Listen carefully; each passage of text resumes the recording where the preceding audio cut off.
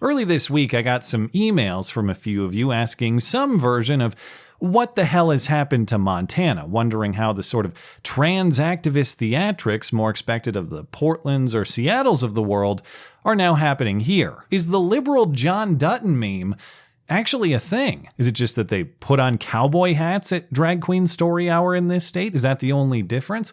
I wish I could say that characterization is totally wrong, but we have had our conflicts of exactly that theme lately. And to the news making national headlines this week, how is it that Montana doesn't just have the typical trans activists doing typical trans activist shenanigans, but has a trans activist in the state legislature, leading the sort of disruption more commonly seen with our coastal neighbors to the west? The thing to remember is that Montana, in general, doesn't really have a trans activist representative. Only a very small portion of one of our college towns does. The state rep comes from Missoula.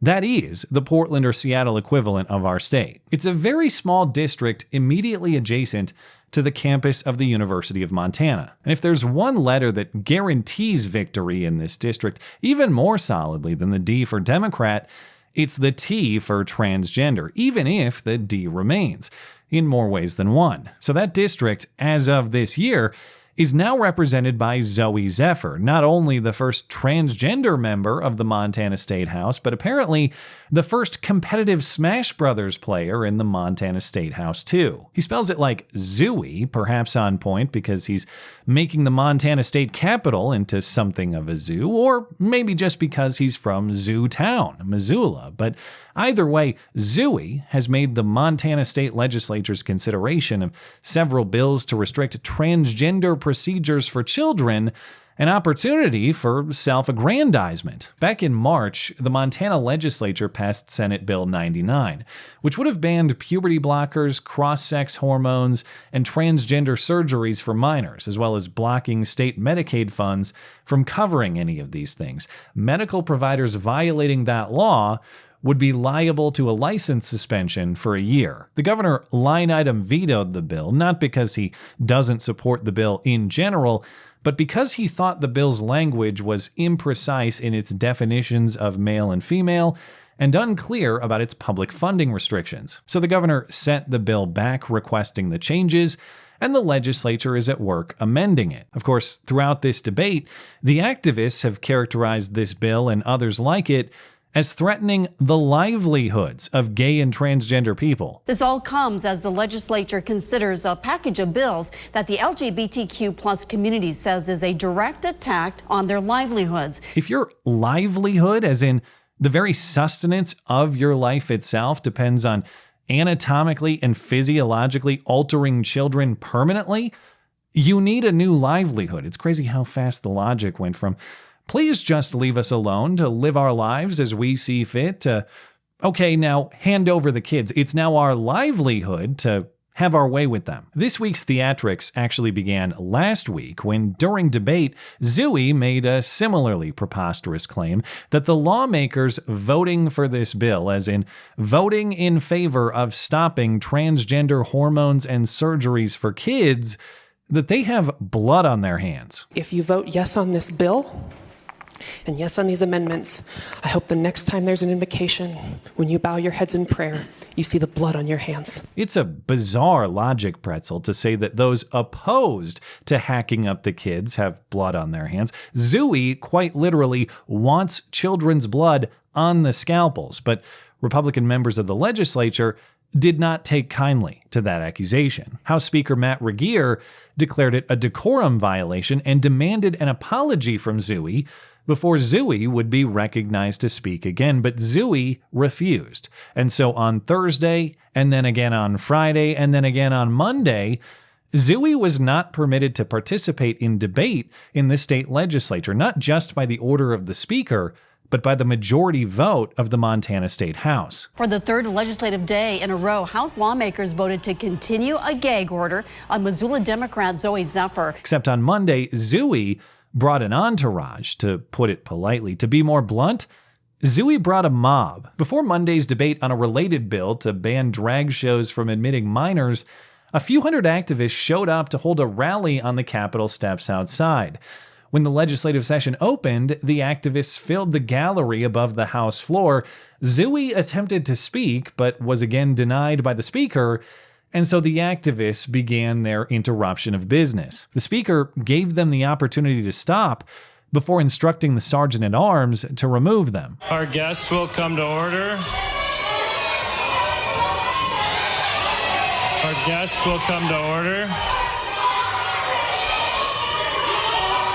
Sergeant of Arms, will you please clear the gallery? As police removed these unruly protesters, they continued their chants from the gallery. Let her speak! Let her speak! Let her speak! They banged their outrage on the gallery door.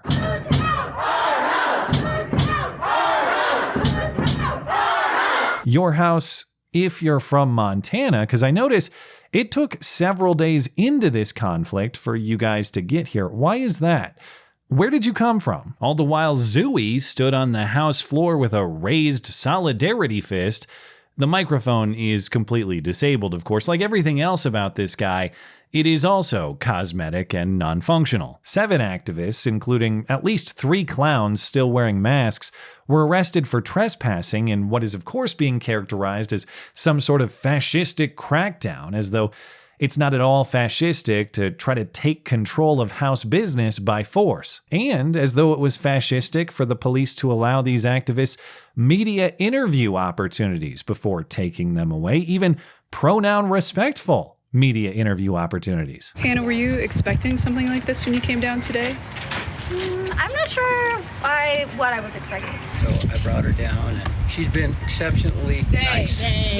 Okay, sorry about that. The cops on the right side started coming in, pushing folks. The closest folks to them were like, starting to stand their ground. That's when one of my dear coworkers, brother of mine, stood and would not go.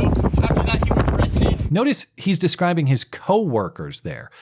Who do these people work for that's allowing group time off to go do this nonsense on a Monday afternoon? Because I suspect this isn't time off at all. I suspect this is the job. The people of Montana will not be silent.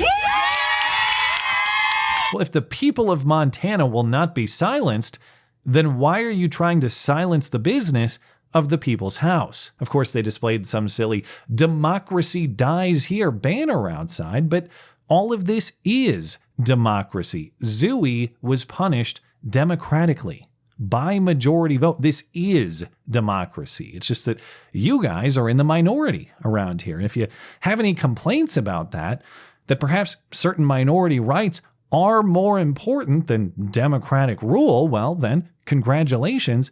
You're actually on Team Constitutional Republic. Welcome. Besides, will these crazies honor the democratic result here? These activists will lose massively democratically.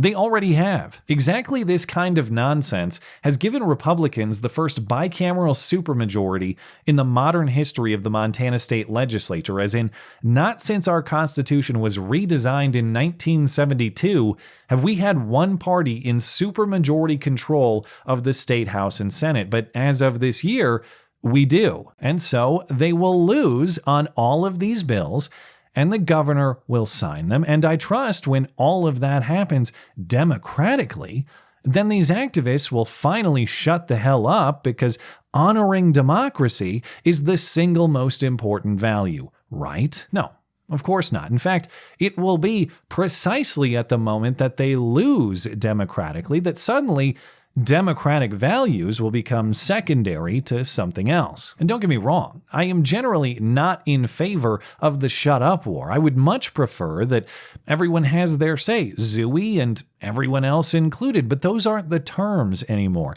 The shut up war in this case began when this person said you can't hold a certain viewpoint without being an evil child killer. Okay, well, in that case, if you're telling us to shut up, we're going to tell you to shut up. And since you enjoy democracy so much, enjoy the democratic decision to shut you up. But even that is overstating it. This is not an order to shut up. Zooey can speak whenever he wants to. He just has to show a baseline level of respect for the rest of this state's representatives, who greatly outnumber him. But he can't even do that. This is a shut-up war he can end at any time. He just chooses not to, because calling everyone else child killers is way more important to him. These activists aren't mad at the rules or the tactics. They're just mad that they're losing, at least in this state, but perhaps that's why we call it the last best place. We are known for our last stands, or at least one in particular, except in this case, it's not the battle of the little bighorn, it's the battle of the big predators of little kids. I'm sure there are way more clever ways to phrase that, but you get the point. You don't get to bring the fight and then complain about the fight, especially when the only real complaint is just the fact that you aren't winning. But hey, good news, if you're looking for the easy win, it's just a straight shot down I-90 that way, only a couple hours west.